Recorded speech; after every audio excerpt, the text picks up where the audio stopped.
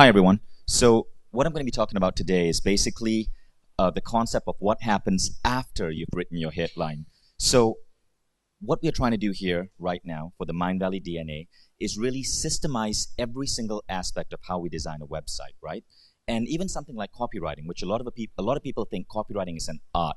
It's something that you hire amazing, talented, gifted salespeople slash marketers slash poets to write, and that's true to some degree. But at the same time, copywriting is also more of a process than an art, and it's a process that if you learn, any one of you can become a good copywriter almost overnight. It's almost like a checklist that you have to follow. Now, if you are not a trained copywriter, if you understand this process, the next time you outsource your copy to someone, or the next time you're evaluating copy, or you get copy back from a copywriter, you will instantly know how good it is and what to tweak and what to focus on and what is missing. It's like you don't need to know how to make a car. But if you buy a car that's a lemon and you see that the trunk doesn't open, you know something is off, right? Doesn't make you a mechanic, but you know the basics of what a car needs. What I'm going to teach you is how to identify the basics of what copy needs, so you know if copy is good or bad. Now, if you are a copywriter, this presentation will double how rapidly you produce copy. Because if you're trained to write copy this way, you're going to spend a lot less time trying to eliminate writer's blocks, and your copy will be a lot more effective. So the first thing is, copywriting is a process. It is mostly a process. It's not an art, it's a process. And this itself is like a really powerful idea for many people, because so many of us have been trained to think that to really get good at copy, we need to be really skilled writers.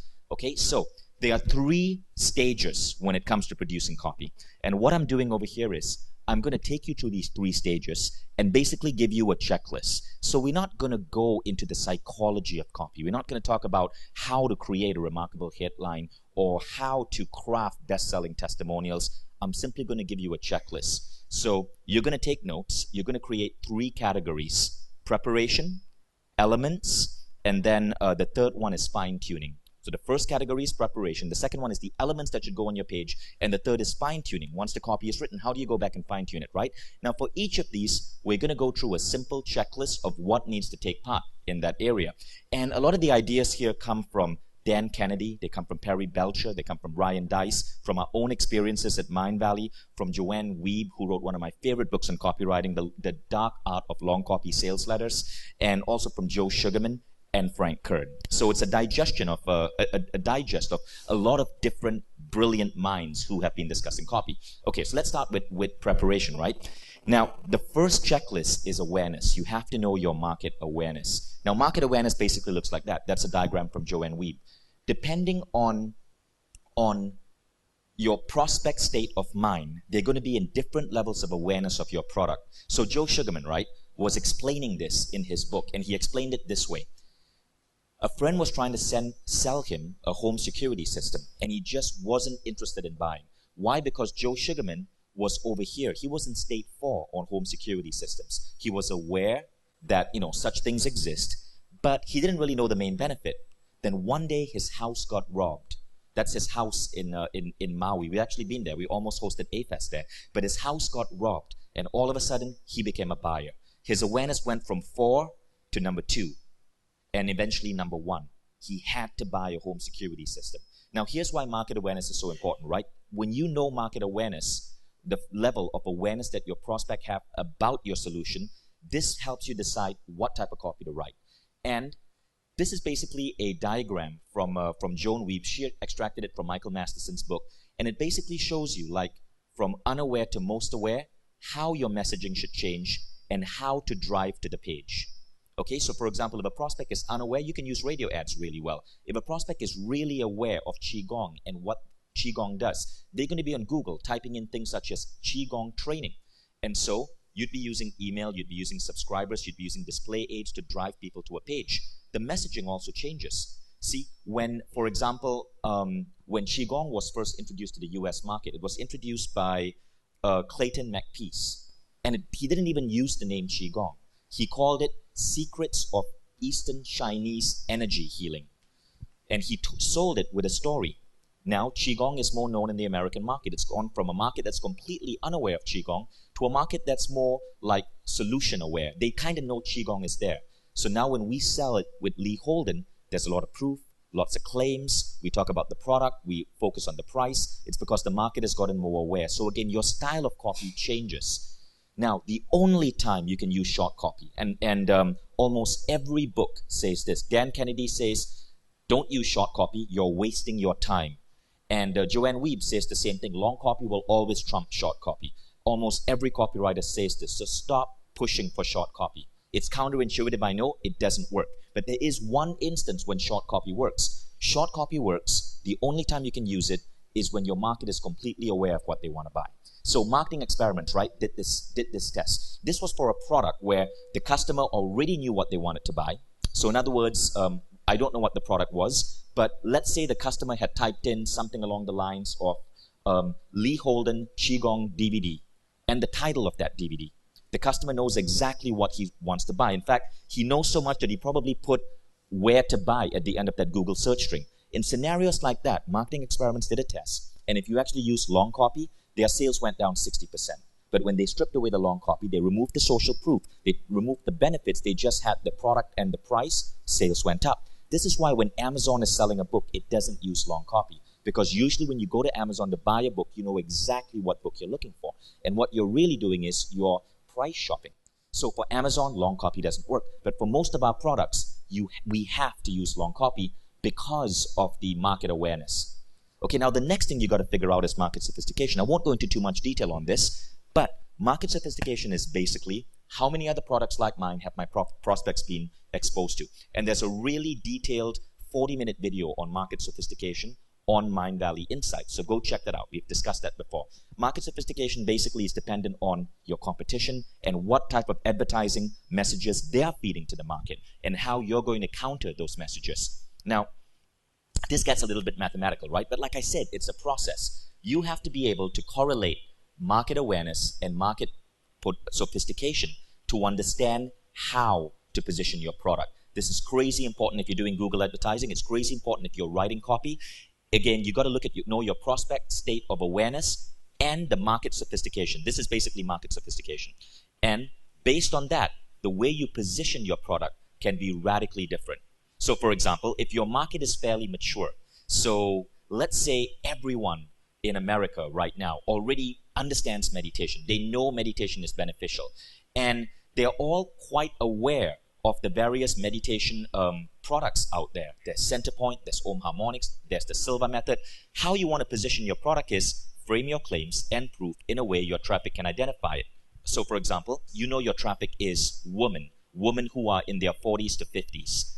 The way to compete in that scenario is to frame your claim in a way that women can understand it. In other words, Om Harmonics is amazing meditation if you're at home trying to raise a kid who's really noisy and you need space and peace of mind to focus on your work. Okay, so you're going very, very, very specific. But if your market is quite product aware, that means they already know about Om Harmonics, they already know about Centerpoint. All they care about is price. This way, you're talking discounts and deals. This, in fact, is what Groupon does. It's all about discounts and deals. So on Groupon, you see people selling cupcakes. Everybody knows what the benefit are of cupcakes. They are cool to eat, they give you nutrition, and they're cute. So it's all about discounts, like get cupcakes for half price. So your prospect state of awareness impacts whether she'll look for you. Her state of sophistication impacts the messages she'll expect to hear when she finds you. Again, really important distinction. This quote is from Joanne Weeb. Now, the third thing you want to do is research the competition. So you know your market awareness, you know your prospect state of awareness, you know your market sophistication. Now you research the competition. How can you position your product to be more unique, more elegant, cheaper, more effective? Then, to do this, you got to know your product. So you really have to make sure you dive into your product. Now, the next thing you got to know is your customer avatar. And here's a wonderful quote by Perry Belcher, right? He says, is your average buyer 60 years old? Pick the top name of the 1950s, because that's probably when they were born. Let's say it's Bob. Get on Google Images, type Bob to see what he looks like. Then write to one person, Bob.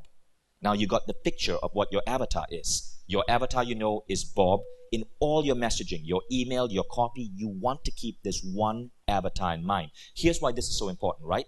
A lot of copywriters say that you write your best copy, your most persuasive advertising when you're speaking to someone one-to-one. So when you keep one specific person in mind, Bob, who is 45 years old, has 2 kids, runs an auto repair shop, works 9 hours a day, and is really, really stressed out. He's worried his wife is going to leave him. He's worried about paying the bills. He's worried about his kid graduating from high school. When you get into Bob's mind, your copy becomes a lot more powerful. You can persuade people a lot better. So you always write to one person.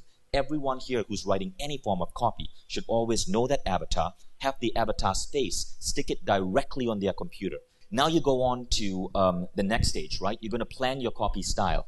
And here you want to identify the genre of your copy. So you now know the market, you know the product, you know the avatar, you have an idea of market sophistication, you have an idea of customer awareness. Now you identify the genre. The genre is basically the weapon you're going to go in with. Are you going to go in with a submachine gun, an AK-47, maybe something less violent?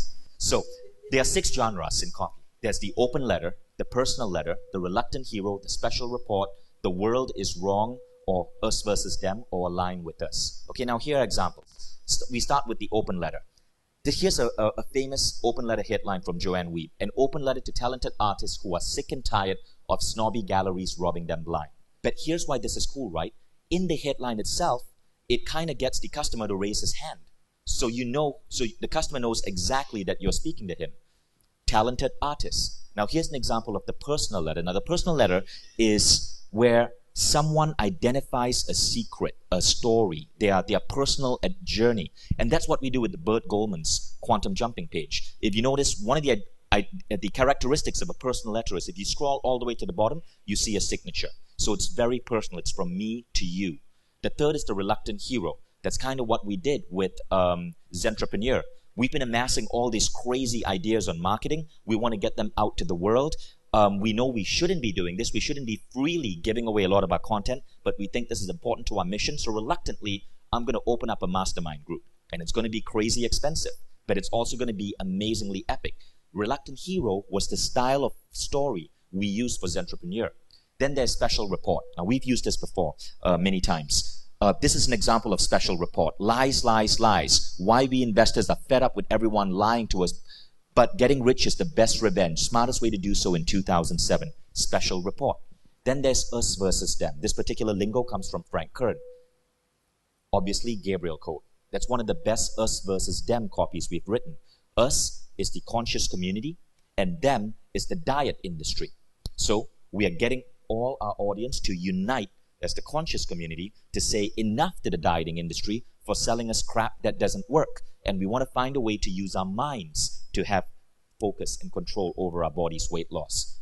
The other one is align with us. We use this a lot in Mindvalley right now. If your company has a powerful mission, you can use align with us. Mindvalley uses this. The Elevation Group uses this. Align with us can be crazy powerful. If you look at the About Us page on Mindvalley Insights, this is align with us copy. Okay, so you want to know which of these 6 genres you want to start your copy in, because once you identify the genre, the rest of your copy is also going to flow more smoothly. Next, you tell a story. So again, this is an example from Qigong, right? We actually have Lee tell his story. I escaped modern civilization in search of the secret knowledge behind this life-saving miracle. And he goes on in the copy to talk about his travels across the world from California to the East to discover the secrets of Qigong. Personal stories always, always, always work. So I'm working on a piece of copy now, right? For parents and education. And there were 2 ways I could have done the copy. One way is I'm creating a video, and in the video I'm saying, I'm disappointed with the way the current education system works, and so I want to do something about it. Here's what I'm going to do.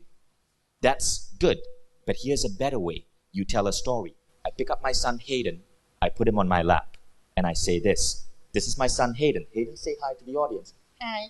And then I go on to say, Hayden's going to be hitting high school in 6 years, and I'm afraid of what's going to happen, what they're going to teach him in high school. And so I've decided that in the next 6 years, I have to change the education system. And here's what we're going to do. Now, you see how you turn that into a story? What do you think is going to get a better response? The story. So when Chris Haddad, who's another great copywriter, talks about emotional copywriting, it's because he's injecting his story. Chris Haddad was sharing an example of this when I saw him speak at Affiliate Summit. He said he was writing copy for a specific kind of heater. And there were 2 ways he could do it. He could say, product X heaters will increase the temperature of your room by 5 degrees for really low really low kilowatts. And he said that probably wouldn't have sold. But what would have sold is if he said this. What would you tell your daughter when she came up to you wrapped in a blanket and said, Daddy, I'm freezing? You see the difference? So you bring story into your copy.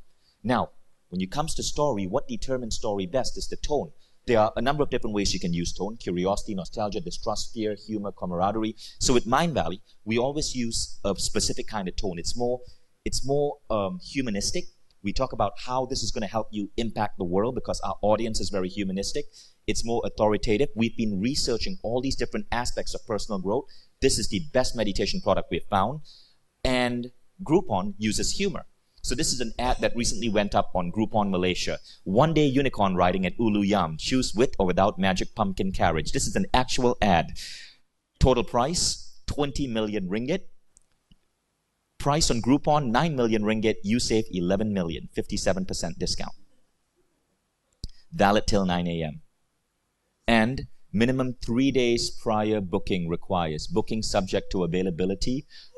Fairy godmother guide with up to 5 centuries of experience. So this is Groupon style, and this is one of the things that make Groupon such a successful website. People really got in the groove of their style. They enjoyed reading their copy. AppSumo does the same thing. Their copy is really enthusiastic, really hyped up, really funny. So you can use humor, but it has to fit with what you're selling. If you're selling medical devices, you aren't going to use humor. You're going to use a tone of authority because you're writing to doctors. Okay, so now we've covered the preliminary part, right? The preparation, the research. This should take you like about 2 or 3 days if you're really good. Now we go on to the elements. Now there's headline and subheadline. I've explained this already. Market sophistication will influence what you place in your headline and your subheadline. And you guys remember the rules, right?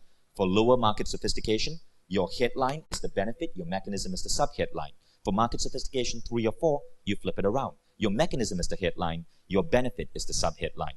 Simple rules. Then there's the opener. Now, the opener is your opening words, your opening sentence. And people sometimes get this confused. There are 2 things in the opener. There's the hook or the angle, and there's the lead. The angle is how you're going to start your copy.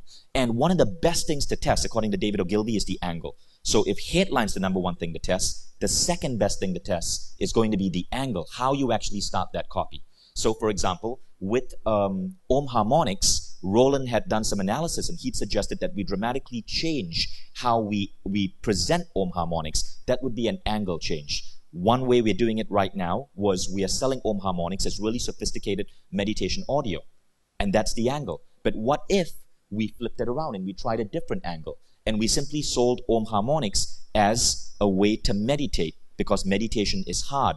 In other words, we focused on the benefits of meditation.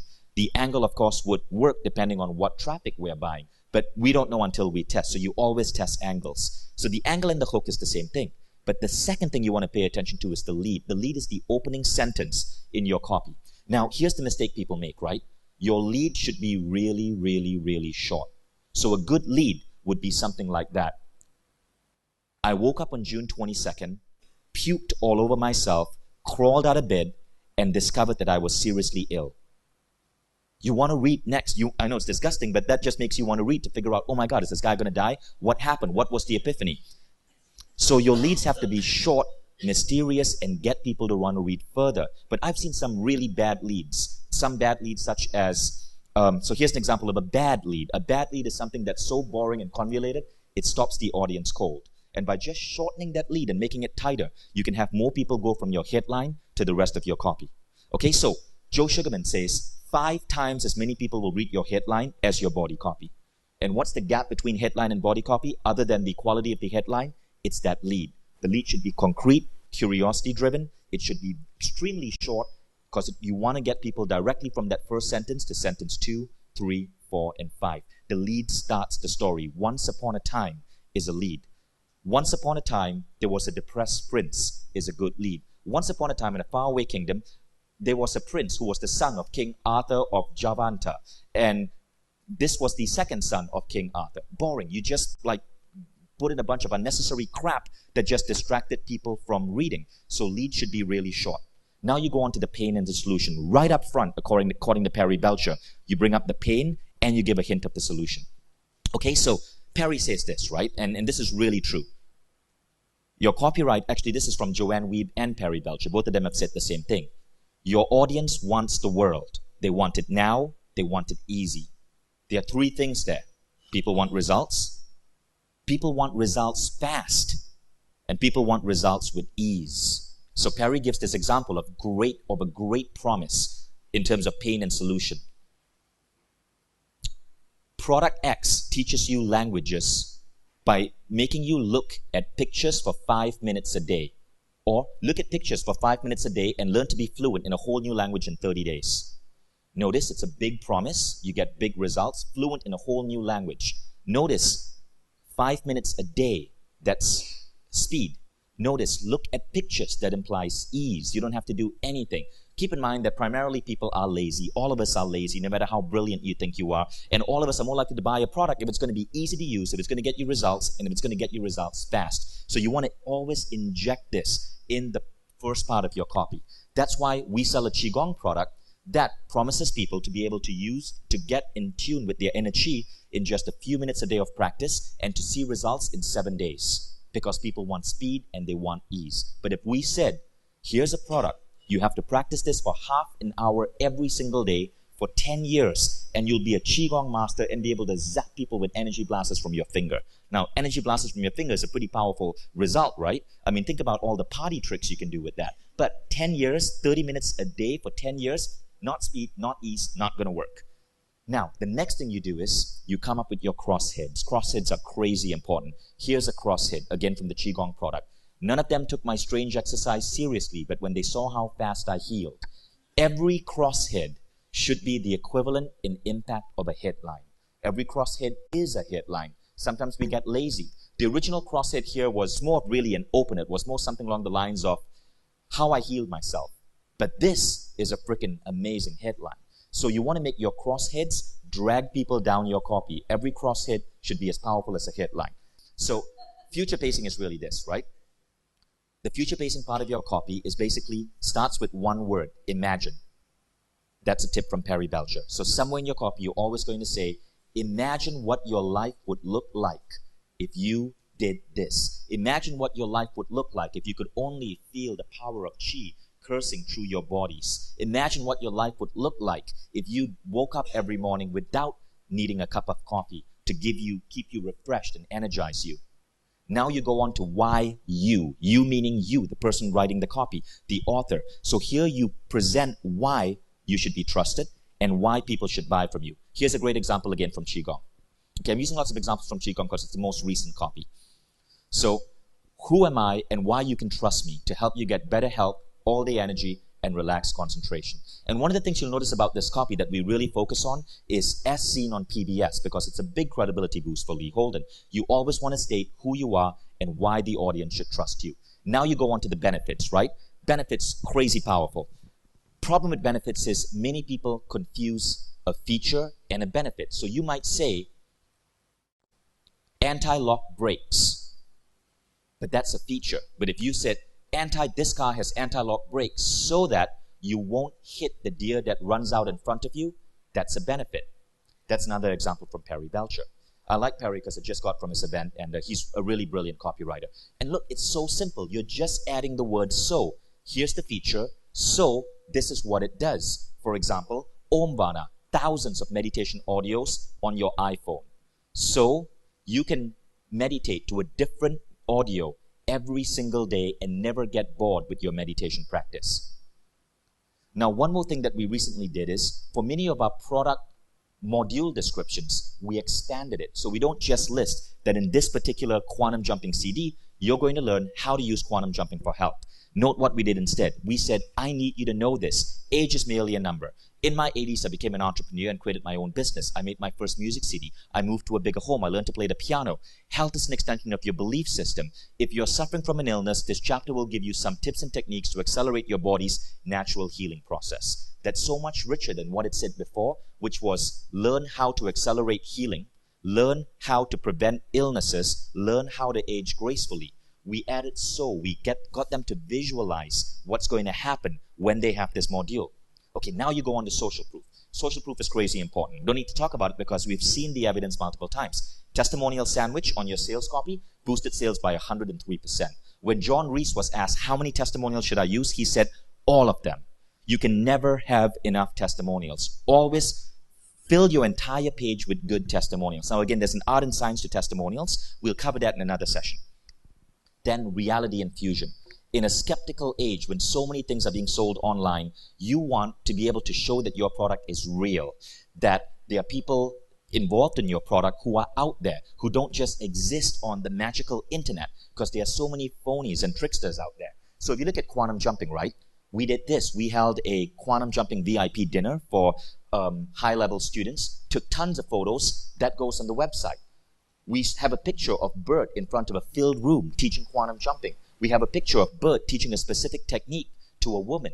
Now, the credibility gap between believing if quantum jumping is real and Bert is a phony, or even if he really exists, has been narrowed. I mean, before we used to get like customer support people writing to us going, is Bert Goldman really real, or is he just like a ghost writer? Now people know he's real. That increases sales. Now you come to the offer, right? So the offer is basically, we won't go into too much detail here. The offer is what is it that you're offering the customer. And the most important thing about the offer is the value. Then you go on to bonuses. We tend to forget bonuses sometimes, but bonuses are crazy important. So this is from Marie Forleo's website. Enroll now for early admission and score these bonuses. Bonuses can really help sales. The best bonuses close a product whole. So for Qigong, the bonus that we have is basically something called Sounds of Nature. Why? Because when people are practicing Qigong, many of them might get bored unless there's some type of music playing in the background. So we created a new product called Sounds of Nature, and we're giving that for free to everyone who buys our Qigong product. Now, bonuses are crazy cool, right? Because you never know what's going to work. So Yannick Silver was selling this product called Automatic Sales Letter Machine. And it was a software where you answer questions. And because copywriting is a process, it would help you create your copy. Now, he tested different bonuses. He couldn't get much of a bump. Finally, he decided to give away this one bonus, a simple mug that said World's Greatest Marketer. His sales doubled from a simple mug. So you never know what's going on in the head of your audience. You want to test different bonuses. Now you come to price. So in price, this is very important.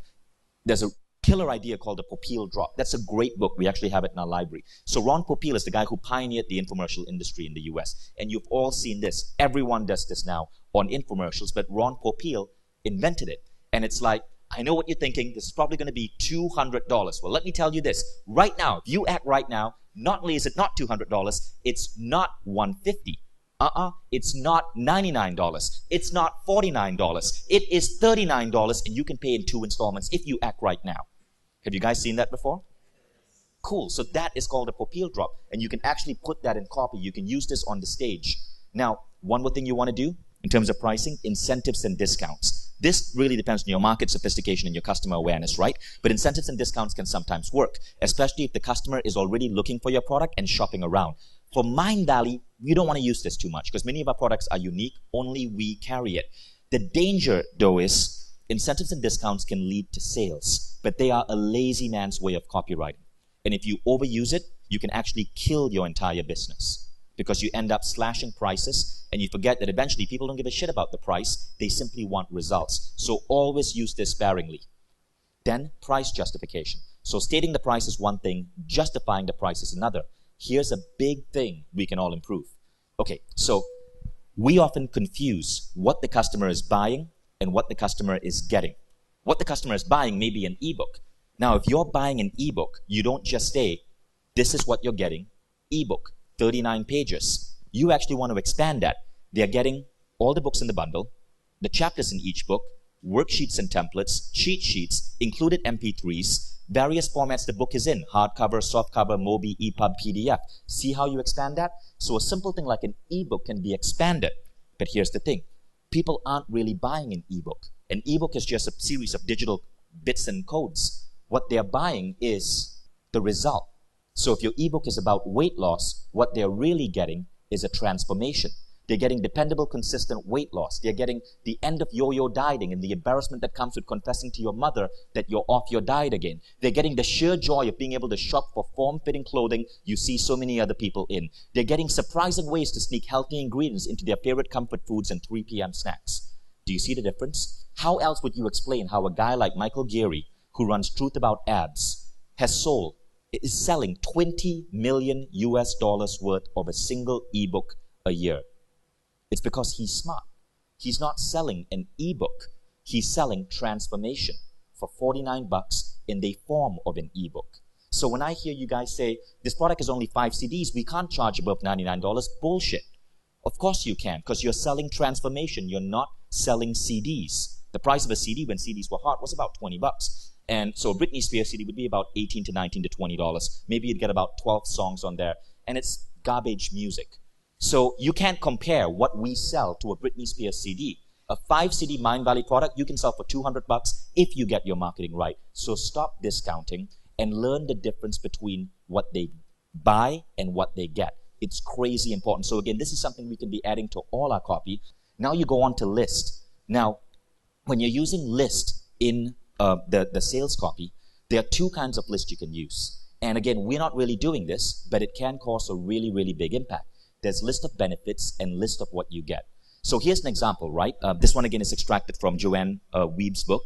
This is from I Will Teach You to Be Rich by Ramit Sethi. So right up the front of his copy, he lists what you're going to get. But you can also use a similar style of list to list what they get. And I showed it earlier. This is what they are getting. What if on your order menu, rather than listing what they're actually buying, you started listing what they're actually getting? Would that boost sales? Quite possibly, because we did an order menu test. Justina, what was the boost in the order menu? Sorry? So we did an order menu test. Sales went up 28%. Typically, our order menus would list something like this, what people are getting, right? In this new order menu, we added a before and after picture of 2 women who used the weight loss product and had a transformation. The sales lift from that one little picture was 28%. Why? Because all of a sudden, people could see this.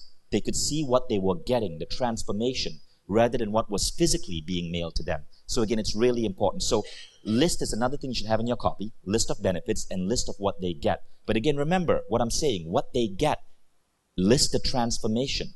Don't list necessarily the ebook or the PDF or those kind of things.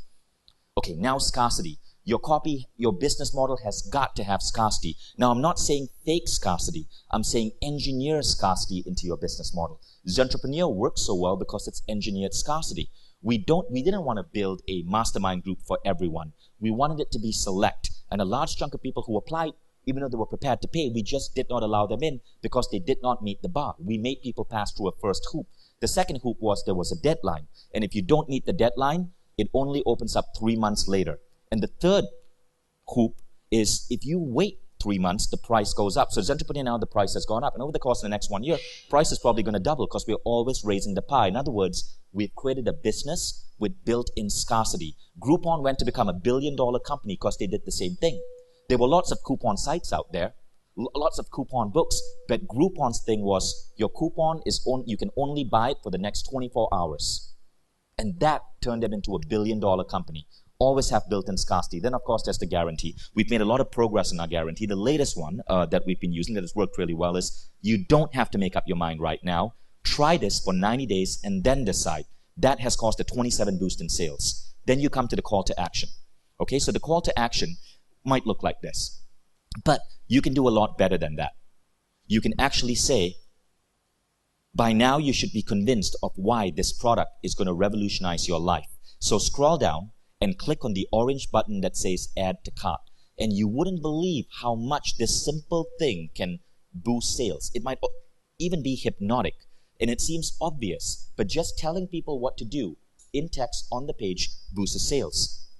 Now, a really good thing to do is to then tell them what happens next. So you've told them what to do, but now you want to expand that. So Perry Belcher does this, right? He says he'll add this to his copy.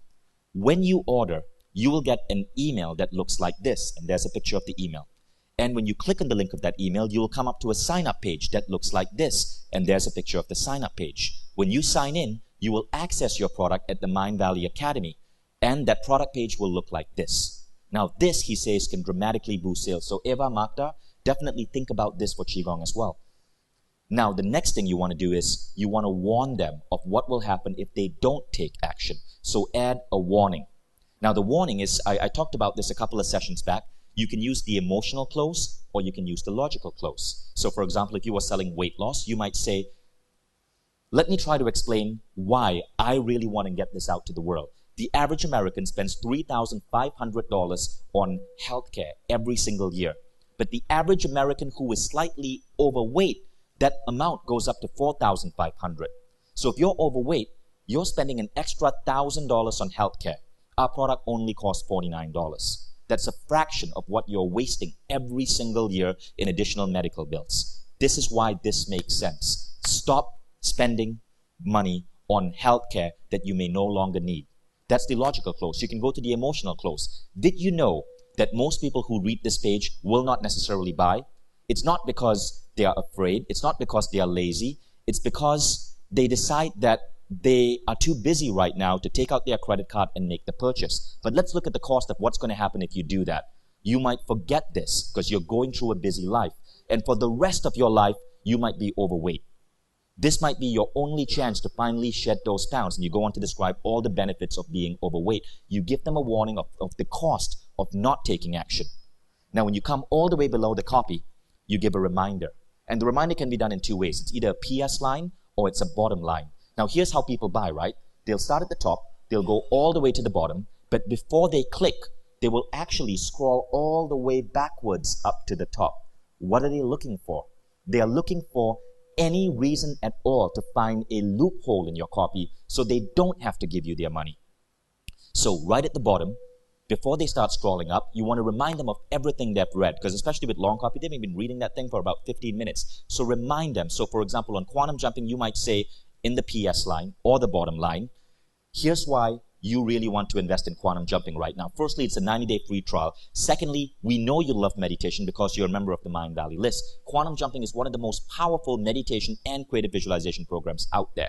It's been backed with thousands of testimonials. It's even only 3 years old, but it's become the best-selling product in the Mindvalley library, and people absolutely love it and are getting amazing results. You can click to see these results on our review page. So make the investment right now, and remember, it's not just backed with amazing customer support. Not only is it a great product, but you have 90 days to try it out. You have nothing to lose. Simple recap of the entire thing in just a PS line will boost sales. Here's another example, right? Then you add the FAQ. So we're playing a lot more with FAQs. Below the PS line, you add FAQs. FAQs should always be in accordion boxes. So you click and it opens up. You guys know what I mean, right? You click, it opens up. You don't want to put the FAQs directly opened.